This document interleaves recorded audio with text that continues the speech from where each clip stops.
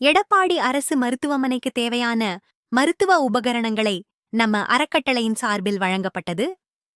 எடப்பாடி நகராட்சிக்குட்பட்ட அரசு மருத்துவமனையில ரூபாய் 25,000 மதிப்புள்ள பல்வேறு மருத்துவ உபகரணங்கள் எடப்பாடி நம்ம அறக்கட்டளையின் சார்பில் தலைமை மருத்துவர் கோகுலகிருஷ்ணன் அவர்களிடம் நம்ம அறக்கட்டளையின் நிர்வாகி முருகன், உறுப்பினர்கள் சிவலிங்கம், கிருஷ்ணவேணி, அப்போது உடன் எடப்பாடி காவல் உதவி ஆய்வாளர் ஸ்ரீராம் மற்றும் நகராட்சி குமரகுரு ஆகியோருடன் இருந்தனர்.